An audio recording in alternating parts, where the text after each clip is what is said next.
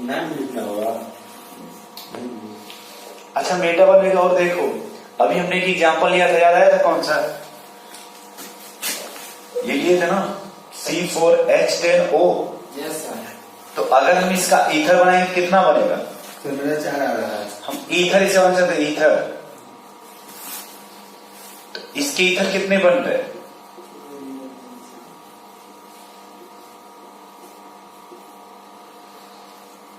2। और देखो तीसरा ये बन रहा है क्या?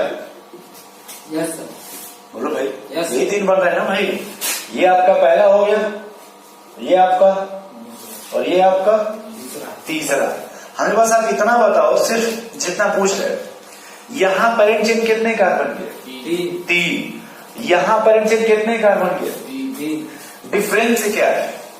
यहां जो साइड ब्रांच है वो 1 नंबर पे अटैच है कि नहीं? Yes sir. यहां जो साइड ब्रांच है वो 2 नंबर पे अटैच है कि नहीं? रूट वर्ड में कोई चेंज है क्या? नहीं। रूट वर्ड में कोई चेंज है? सिर्फ डिफरेंट पोजीशन में है कि नहीं? Yes. यहाँ पे 1 मेथॉक्सी बोलोगे आप। Yes. और यहाँ पे 2 मेथॉक्सी। Yes. इसका तो एथॉक्सी इथेन है कि नहीं? Yes, sir. ये तो अलग हो गया कि नहीं? अलग हो गया। अगर ईमानदारी से देखो, सिर्फ इन दोनों को 1 और 2 ऑप्शन हम दे रहे हैं। ये चेन है, पोजीशन है, मेटामर है, क्या है? पोजीशन। अब देखो अच्छे से देखोगे, ये पोजीशन हो गया कि नहीं? Yes sir. फिर से देखो, यहाँ भी 3 कार्बन का है कि नहीं? Yes sir. ये भी 3 कार्बन का है कि नहीं? है। यहाँ पे साइड ब्रांच 1 नंबर पे है और यहाँ पे साइड ब्रांच 2 नंबर पे। आपने लिखा होगा पोजीशन के लिए कि same molecular formula but different in position of functional group, Yes. Multiple bond, substituent. अच्छा इस पहले का तीसरे से कंपेरिजन करो, पहले का किससे कंपेरिजन करो? और आराम सुनो, और ये क्या लिखा? Different in alkyl group. तब 5वें पॉइंट को देखो कि यहाँ पे इसके इस साइड कितने कार्बन है? 3। और इस साइड कितने हो गए? 2।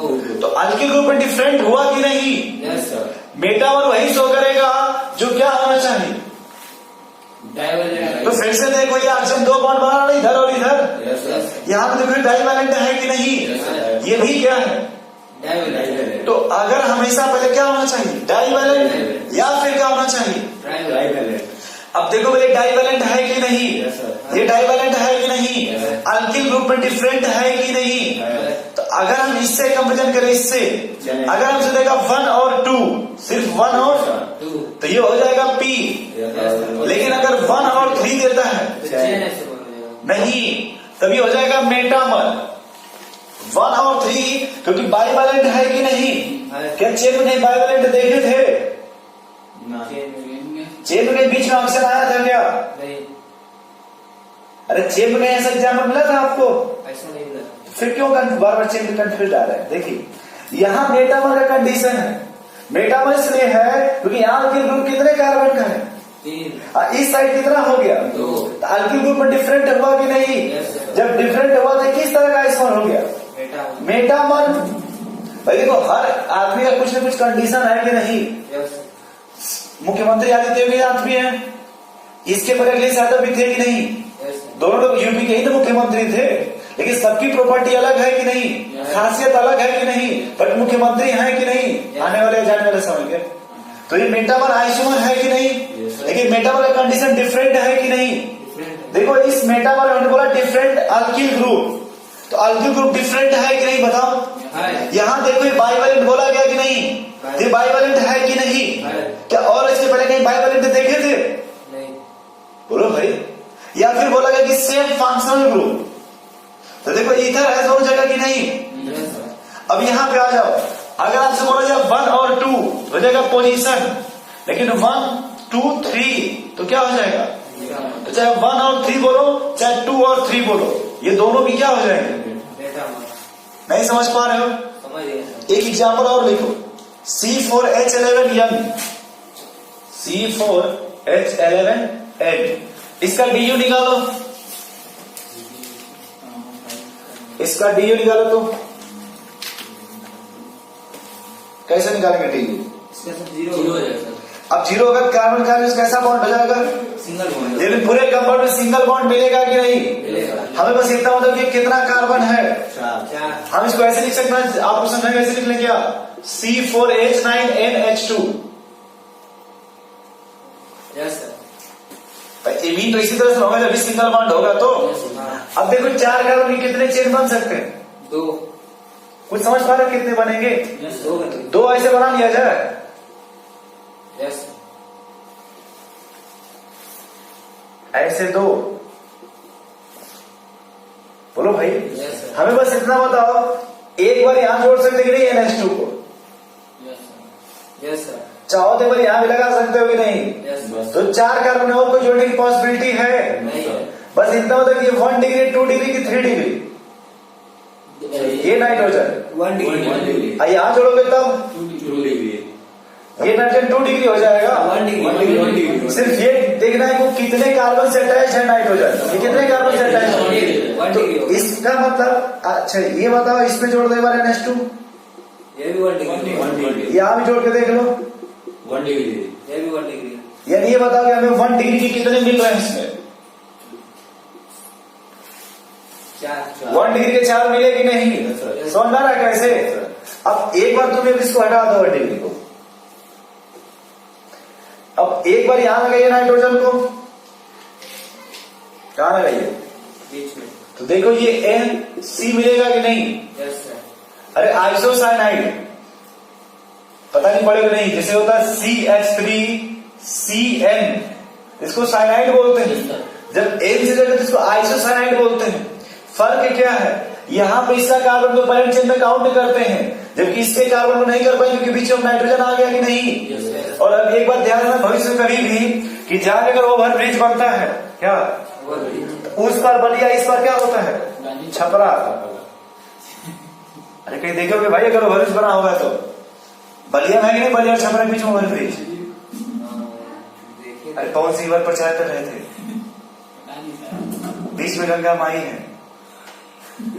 हाँ जाना है सर हाँ हाँ कभी नहीं सुने हैं सुने आप? अखिलेश इलाहाबाद जाइएगा एक बार सुन लीजिएगा फिर से आप भी। हाँ इनसे पूछिएगा आप। चलिए सुने तो ठीक है। अब देखो फिर से, अब वो चेन टूट गई ना भाई।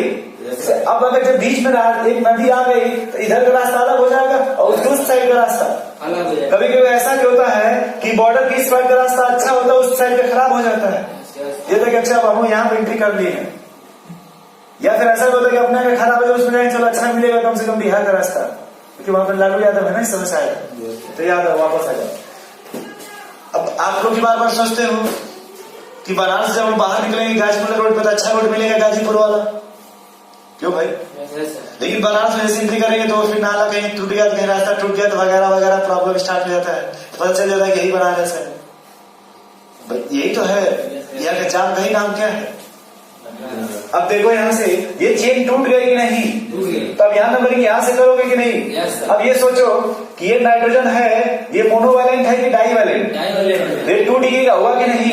अब इसी को एक बार यहाँ लगा के देखो, ये मोनो ये डाईवैलेंट बोलो।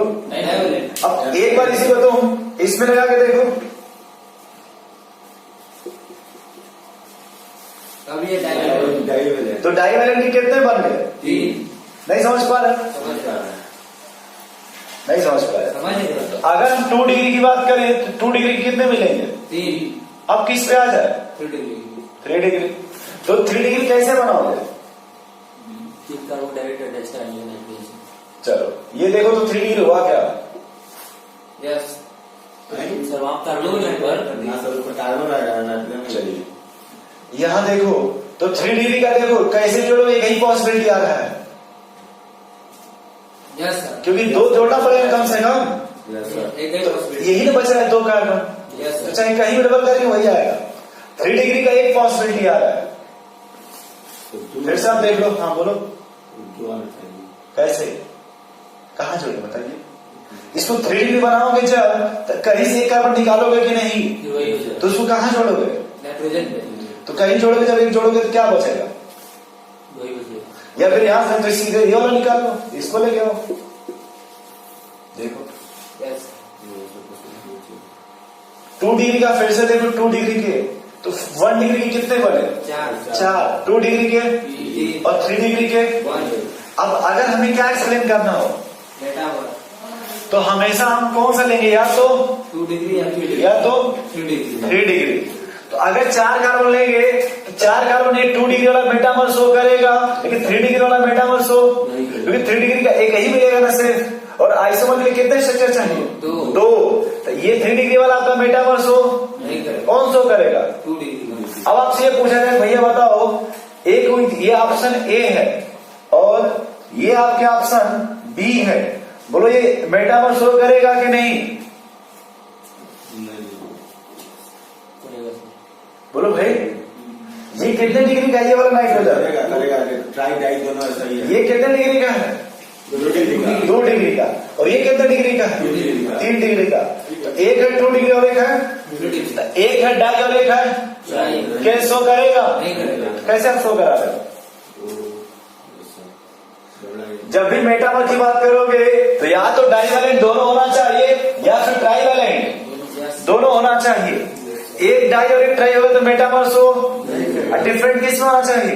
अंतिम ग्रुप अल्किल ग्रुप में। नोट करो इतना।